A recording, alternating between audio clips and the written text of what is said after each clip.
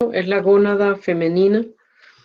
La célula, el ovario empieza a formarse y a madurar durante el desarrollo embrionario.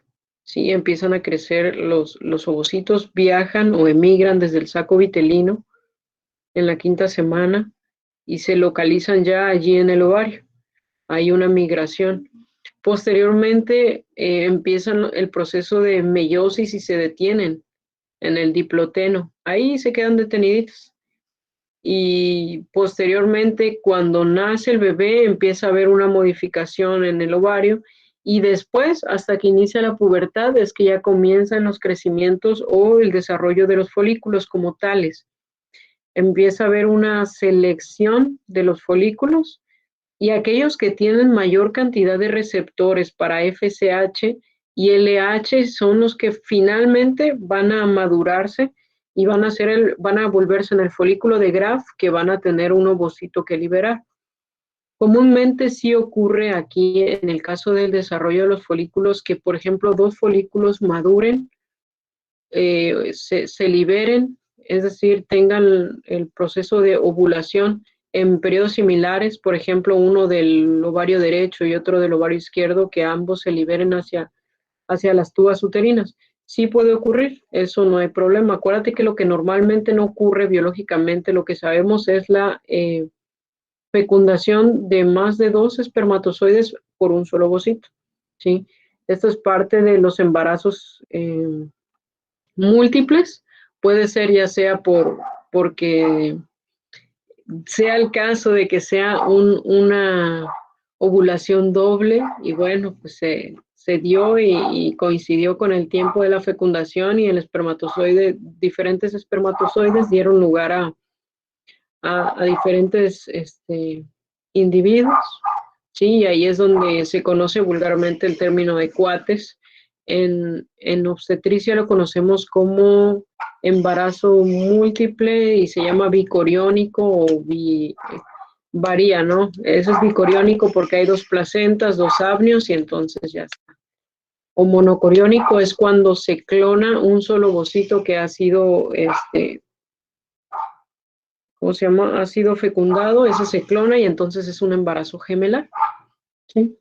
Ahora, ¿cómo se lleva a cabo el desarrollo? Es sencillo, las primeras fases, la primera donde ven el ovocito primario, bueno, aquí no me deja. El ovocito primordial es aquel que empieza a rodearse por células foliculares y todavía no se alcanza a diferenciar las células estromales muy definidas. Hay tres tipos celulares en el ovario. ¿Cuáles son, Joed? ¿Puedes repetir la pregunta, por favor? Claro que sí. Los tres tipos celulares en el ovario, ¿cuáles son? En el ovario son, No te asustes y me digas, no sé, piénsalos. Mira, es más, ahí está dibujado una de ellas y son se células alcanza a ver otra. plenas. No, están las tres dibujadas ahí, Joed.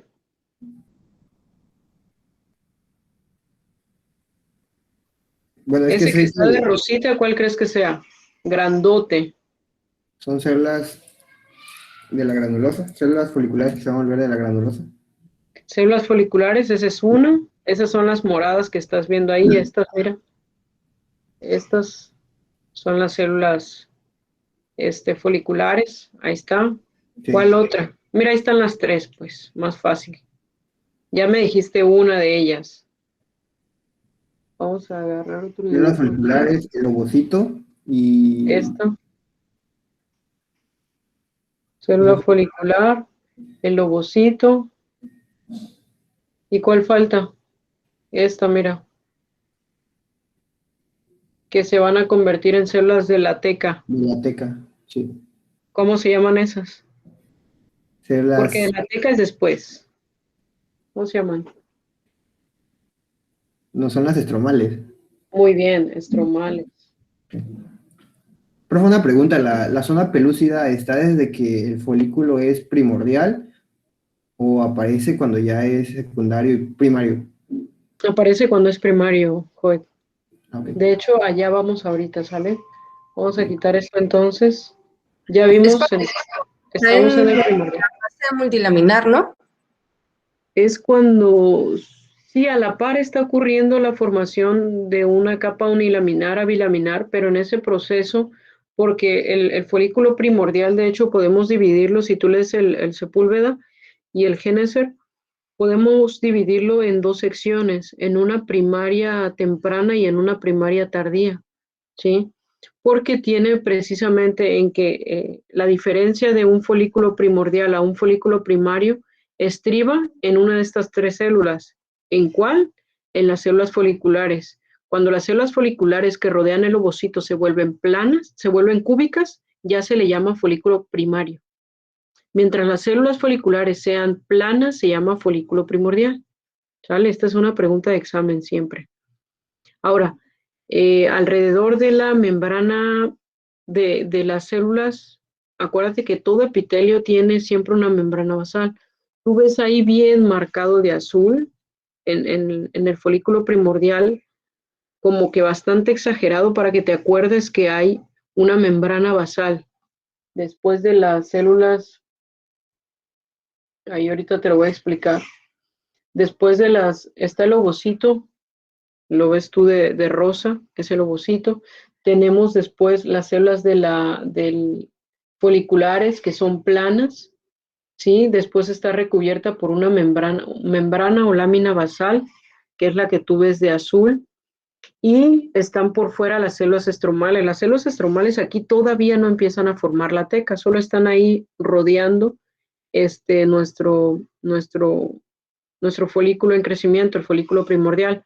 Ahora, acuérdate que alrededor de todo el ovario, lo que hay más, ¿qué tipo de tejido es? ¿Epitelial, conectivo, muscular o nervioso? Es tejido conectivo. Es tejido conectivo, muy bien, por eso tú lo ves de azul. Acuérdate que mis dibujos y sus colores tienen significado. Aquí sí hay significado en los colores, no es solo como la morra de los colores que pone para que se vea bonito. Aquí todo tiene significado. Tú de rosa, en la superficie de la corteza, vas a encontrar un epitelio, que hace rato ya lo preguntamos en el examen, es el epitelio germinativo, que son células cúbicas, ¿sí?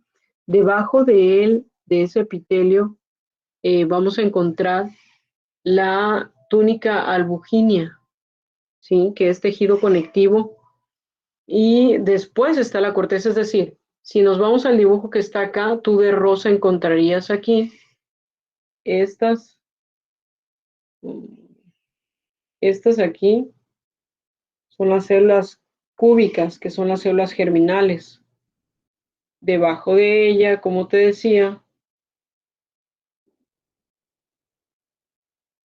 debajo de ella estaría la túnica albugínea, que esta es pregunta de examen. Te voy a preguntar dónde está la túnica albugínea, te lo estoy enseñando hoy, no hay pierde. Es donde descansan las células germinales, ¿sale? Y después de ella ya inicia la corteza. Entonces te lo vuelvo a poner aquí para que quede claro. Esta es la túnica albugínea, túnica.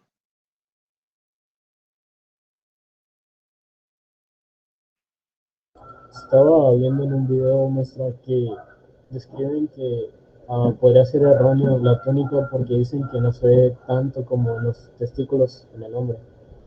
Eh, Hacia eso iba. ¿Saben que hay que hacer homología entre las estructuras masculinas y femeninas? Porque ambas se desarrollan de los mismos tejidos embriológicos, ¿sí? Pero en ausencia de cromosoma Y, el embrión se desarrolla como una mujer.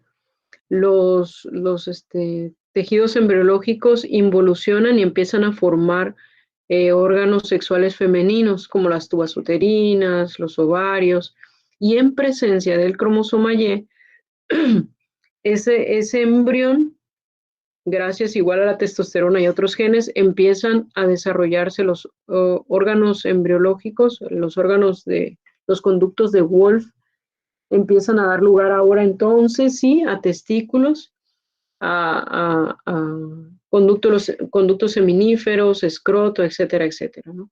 Entonces eso hay que entenderlo. Cuando tú vayas a estudiar ahorita aparato reproductor masculino, vas a ver las homologías entre dónde está la túnica albuginea del hombre, dónde estaría la de la mujer, cuáles serían los similares de, por ejemplo, el cuerpo cavernoso del hombre en la mujer, cuál sería, y tienes que entender bien eso, ¿sale?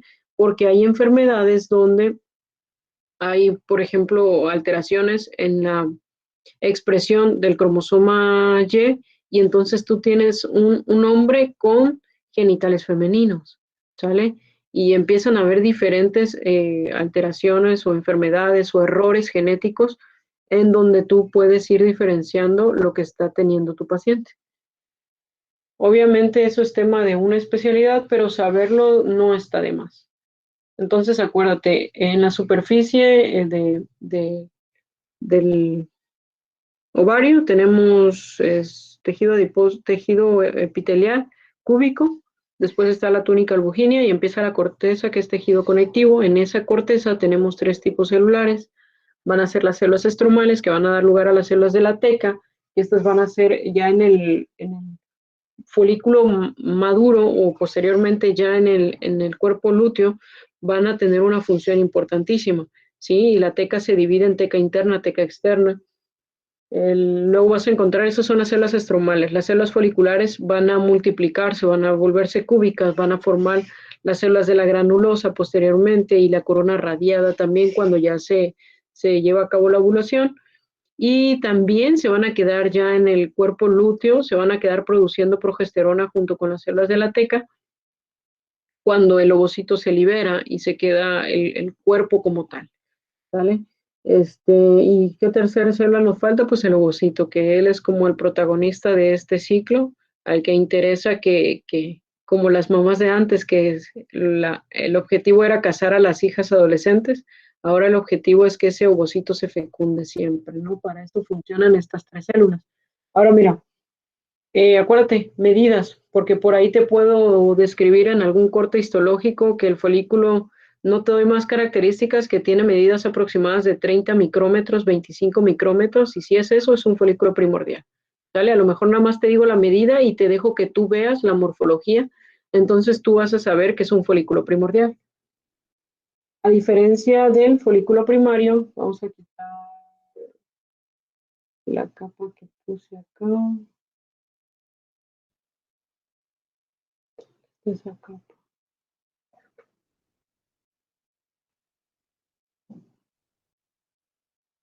Es la capa que quiero quitar. Muy bien, este es el folículo primario. ¿Cómo lo reconocemos? Porque las células foliculares ya no son planas, es decir, las células que están rodeando el ovocito ya no son planas, ya son células cúbicas y entonces empiezan a tener mitosis y mientras hay mitosis, entonces se empieza a formar la zona pelúcida, que es una secreción del ovocito que comienza a sintetizar glucoproteínas, ¿no? Son 3. ¿Cuáles son? Z1, 2, 3 y a otros libros te enseñan una cuarta. ¿Qué función tienen? Las funciones son llevar a cabo la fecundación, favorecen la unión con el espermatozoide, funcionan también como receptores para el espermatozoide. Tú tienes que saber que toda célula funciona con señales celulares de tipo interleucinas, ¿sí?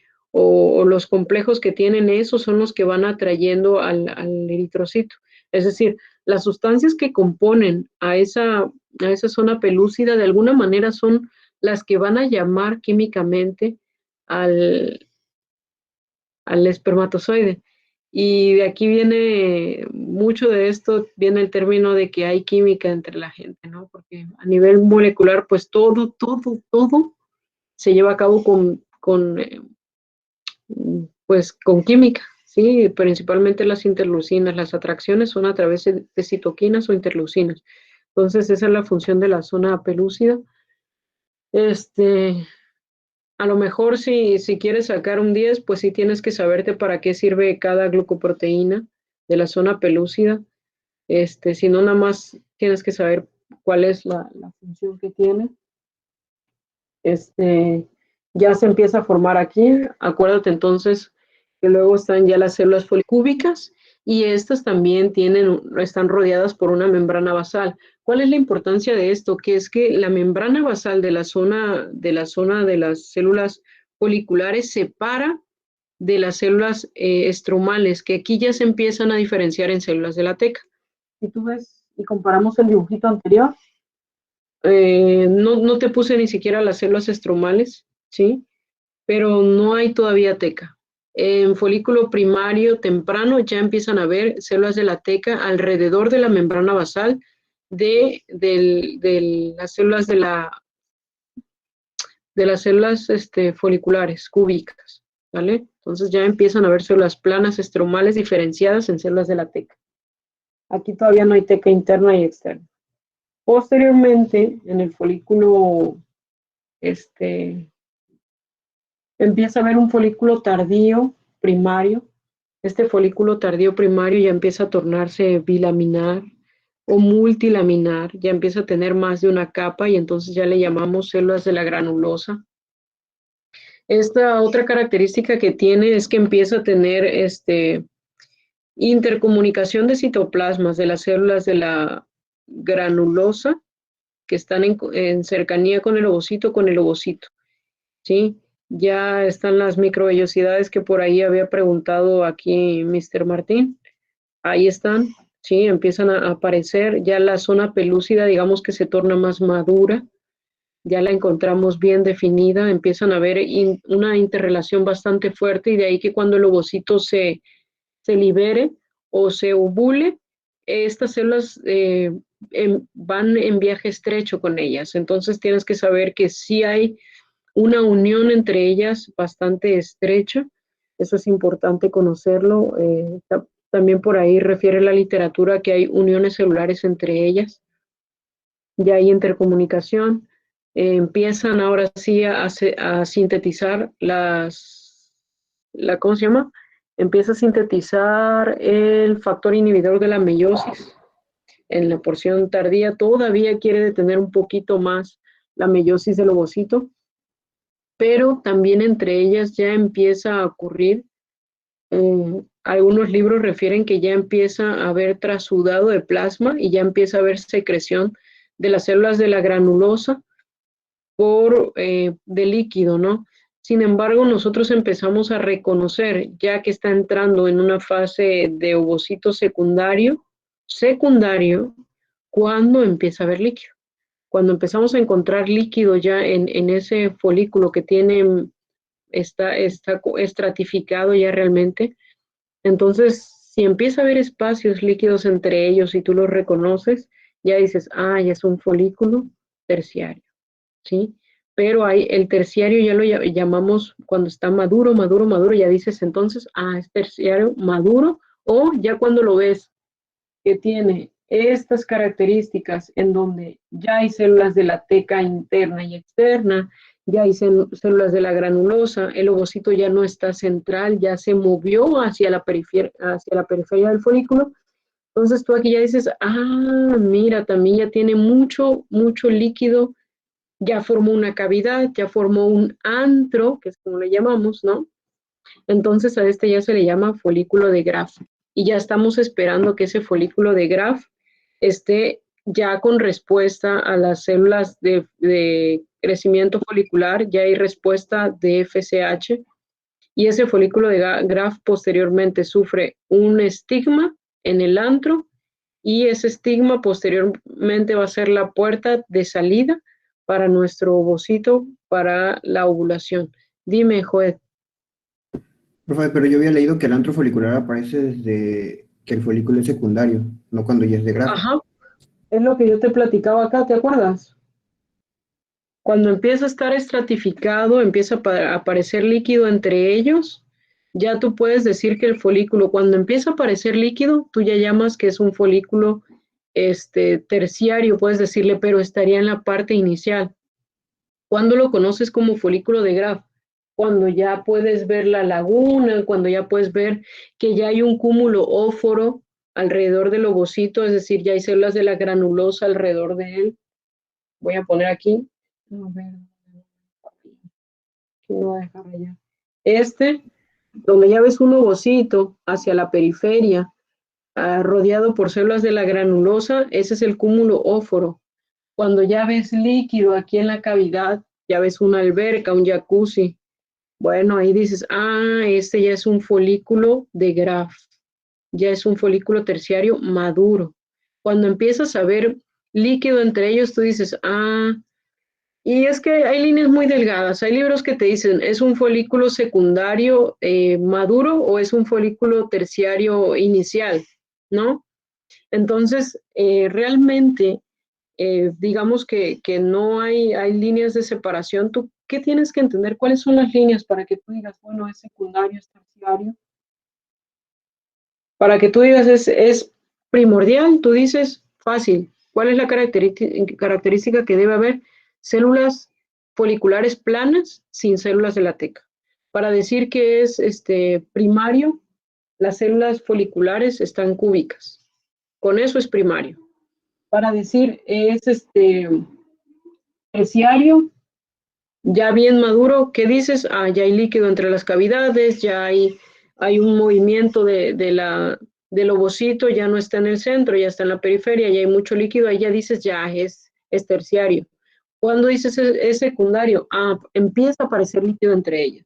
Y por aquí este dibujo lo hice medio feo, pero estaba ya explicando la clase. Cuando ya empiezas a ver líquido, esa línea gris que ves ahí como trazada durante una clase, haz de cuenta que es líquido ya entre las células de la granulosa.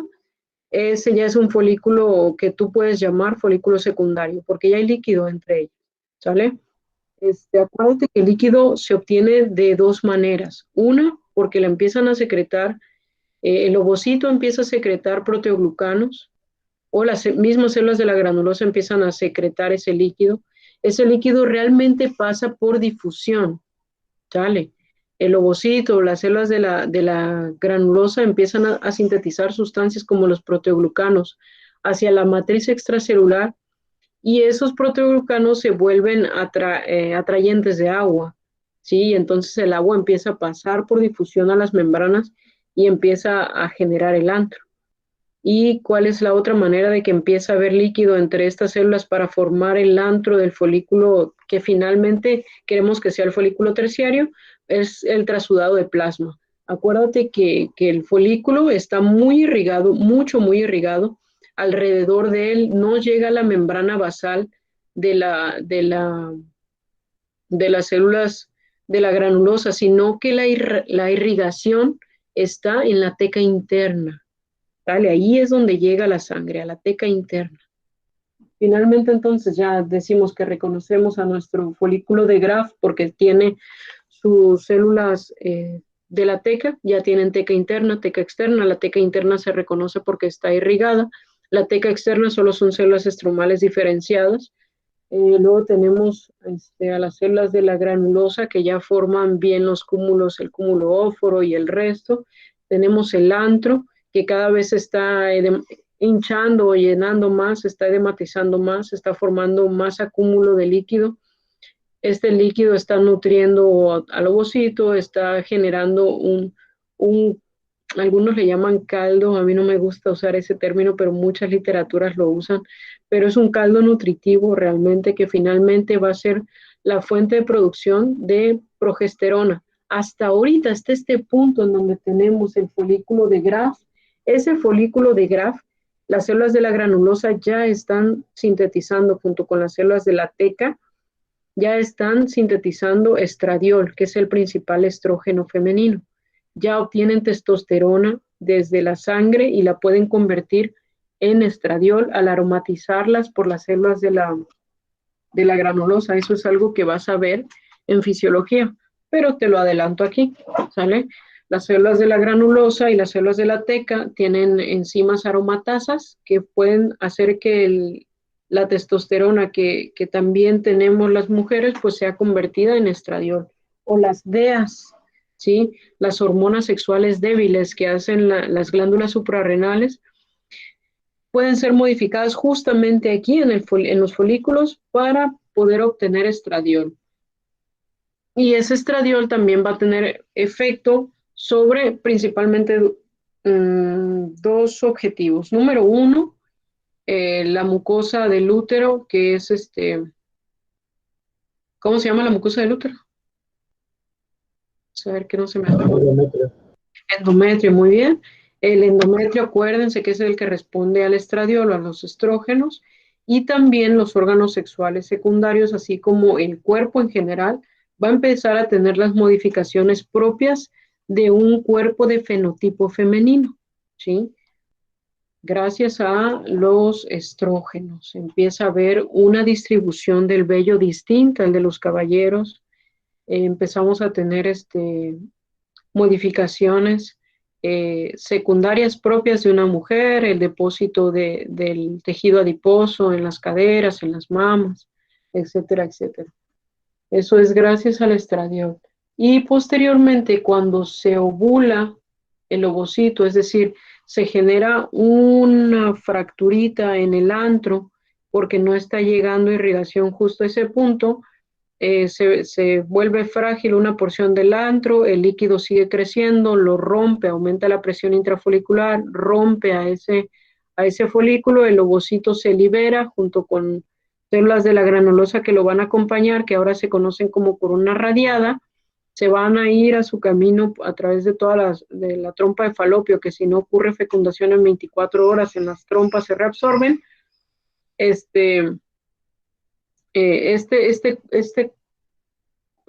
Cúmulo de células ya sin el ovocito van a desarrollar esta estructura que se conoce como cuerpo lúteo. ¿Sí? El cuerpo lúteo es importante, es hormonalmente activo, sintetiza la hormona que se llama progesterona, ¿sale? Que favorece la gestación durante un periodo más o menos de 14 días, hasta que se lleva a cabo la implantación, y si hay implantación, el sincitio trofoblasto va a desarrollar a la placenta y empieza a sintetizar una hormona que es la que usamos para determinar si una persona está o no embarazada, que es la gonadotropina coriónica humana. Esta la sintetizan las células del corión en el blastocisto que se está desarrollando, o en el bebecito, pues, que está implantado. Acuérdate, es pregunta de examen. Eso lo sintetizan la gonadotropina coriónica humana, las células del corión, de la placenta, ¿sale? Entonces, mientras todavía no haya implantación, se favorece esta misma y el embarazo, las primeras fases del embarazo, gracias a la progesterona que se está sintetizando por el cuerpo lúteo. Si se lleva a cabo la implantación, todavía dura más tiempo este cuerpo lúteo, entre que se va a formar la placenta y que esté madura, entonces ya después involucionará el cuerpo lúteo a un cuerpo albicans, o si no se lleva a cabo la formación, pues ya se cicatriza, y esto se conoce como atresia folicular, ¿sale? Y es finalmente que se forma ese manchón que tú estás viendo ahí, que es una cicatriz nada más. Entonces, en una mujer normal que ya inició su periodo menstrual, por ejemplo, ya entendemos que hay un ciclo ovárico y ya tiene cicatrices en el tejido conectivo. Bueno, esa es una duda respecto a la Sí. cicatriz. ¿Esa cicatriz se queda ahí para siempre o se disuelve? Claro, se queda ahí para siempre. Ah. Y hay una por Sí, cada ciclo ovárico. hay más, Elliot, porque acuérdate que no es solo un folículo ovárico que crece, son varios folículos ováricos. Ah. Acuérdate que son muchos. De hecho, las mujeres nacemos o nos desarrollamos embriológicamente con un número de 4.000 a 600.000 ovocitos aproximadamente, dicen algunas literaturas, pero finalmente solo ovulamos durante nuestra vida aproximadamente 400 ovulados. A eso toma en cuenta que durante el proceso de desarrollo de un folículo, al menos deben haber más de 10 folículos primordiales que se empiezan a desarrollar a la par. De hecho, hay imágenes muy interesantes donde se ve un ovario con bastantes folículos primordiales que están creciendo, pero solo uno o dos, a veces en los dos ovarios, terminan siendo los folículos de Graf que van a liberar el ovocito. Sale de ahí Y en el caso de trillizos o trillizos de quintillizos, es porque hubo varios folículos que pasaron. Es porque hace rato lo expliqué y no pusiste atención, chiquito. Pero es que se dijo hasta trillizos, no dijo tantos. Es que estos se llevan a cabo también, por ejemplo, mira, pon tú ¿qué es lo que nos explicó, por ejemplo, la obstetra, porque nosotros le preguntamos también eso mismo. Obviamente todos tenemos esa duda y ella nos dijo, pueden pasar diferentes cosas. Una de ellas es que, por ejemplo, se lleve a cabo un desarrollo folicular en un ovario y en otro, y en uno coincida que uno de ellos se vuelve una clonación normal, es decir, es un embarazo gemelar, más una fecundación, por ejemplo, del otro ovocito, ¿sale? Entonces tienes como tus gemelitos y otro parecido, y cuando son muy similares, la vida hace la maravilla de que en lugar de que se clone 2 veces, pues se clona una tercera. ¿Cuándo pasa eso? Es más frecuente cuando hay genéticamente alguien, o sea, que llevan esa información. Si alguien en tu familia tuvo trillizos naturalmente, entonces es más frecuente o tenemos el gen para que nuestra información genética pueda hacerlo. La otra es cuando se hacen embarazos o inseminaciones artificiales. En toda inseminación artificial ya se tiene, digamos, el blastocisto y se implanta nada más en el endometrio. Entonces, en ese caso algunos se pierden y en otros casos, pues 2 o 3 están funcionando bien y entonces le dice a mamá, bueno, 3 pegaron, ¿qué hacemos? No, pues que sigan, ¿no? O pegaron 2, pues ya ni modos, que sigan. Y es lo que pasa. Lo que hacía es puede quitar y hasta que Jesús venga le vamos a preguntar, oye, ¿y cómo pasó eso? Ya nos explica. Vamos con el siguiente examen. Es porque la HCG cuando está elevada, si no hay embarazo, también sirve como marcador tumoral, ¿verdad? En ese caso hay una enfermedad, que es el embarazo molar o enfermedad trofoblástica gestacional, se conoce, que es un tejido coriónico con crecimiento descontrolado. Entonces, eso es lo que ocurre. Y para eso se hace no solamente la prueba inmunológica de embarazo que determina si hay o no gonadotropina coriónica humana, sino en qué cantidades está. Pero eso es tema de más adelante, no quieran correr cuando están empezando a caminar. No me terminó de quedar claro lo del terciario. Es que sí entendí, pero me confundo porque en el secundario, como apenas está empezando a llenar de líquido y ya el terciario tiene líquido, pero no termino de comprender cómo es que... ¿Cómo lo diferencias? En el terciario ya está el ovocito hacia la periferia, ya hay un antro folicular, ya está sintetizando estrógenos. ¿Vale? Ok, gracias. Ya tienes